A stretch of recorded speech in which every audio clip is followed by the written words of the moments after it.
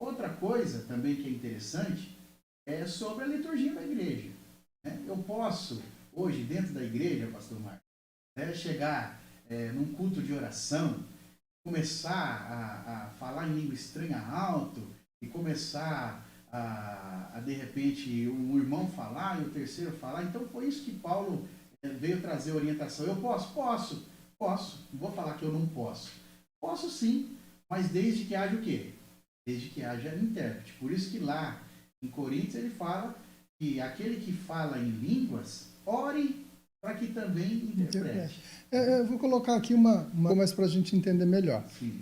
Por exemplo, um culto de oração, tá todo mundo, no meu ponto de vista, está todo mundo falando com Deus, buscando a sua própria edificação. Sim. Nesse caso, não há problema nenhum. Se a pessoa estiver falando, vou usar o termo assim, se a igreja toda estiver falando em línguas, buscando a sua própria edificação, desde que não haja ali nenhuma pessoa nova, um incrédulo.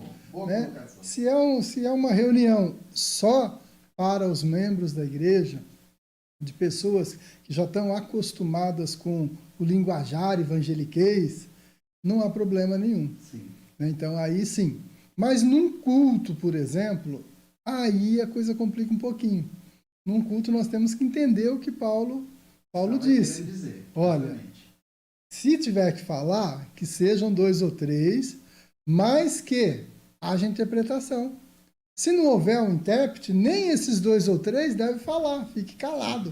Paulo diz, fique calado. Isso. E fala em espírito com Deus. Eu acredito que um dos sinais do batismo do Espírito Santo é o falar em língua estranha.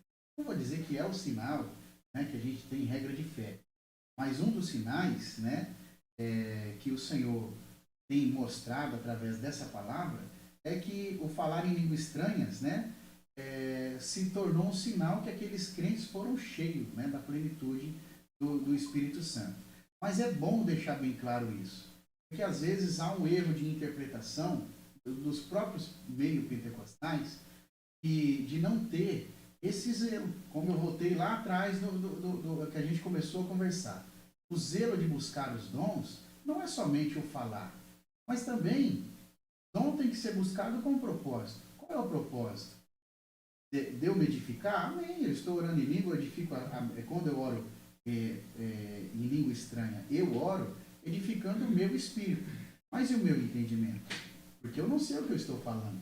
Então ele fica sem fruto nenhum. Paulo diz isso, né? Quando eu oro em língua estranha, eu estou edificando o meu espírito, mas o meu entendimento fica sem fruto nenhum. Então é interessante trazer esse despertamento para a igreja, que haja a interpretação da língua, porque assim a igreja ela será edificada através, né, daquela mensagem. Eles, né? Então é muito interessante, pastor, nós tratarmos aqui de um assunto que ao longo do tempo passado ele foi muito discriminado, né? E hoje ele está sendo um assunto que realmente as pessoas estão tendo uma maior aceitação. Mas você sabe por quê, pastor Marcos?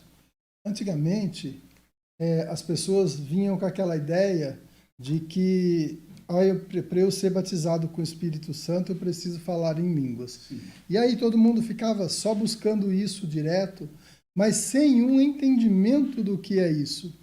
E aí virava aquele alvoroço dentro da igreja, e os incrédulos que estavam para fora teciam um julgamento inadequado a respeito daquilo que viam. Sim. Porque não edificavam eles aquilo lá. Então, aí começava-se essa discriminação. Eu compreendo isso daí.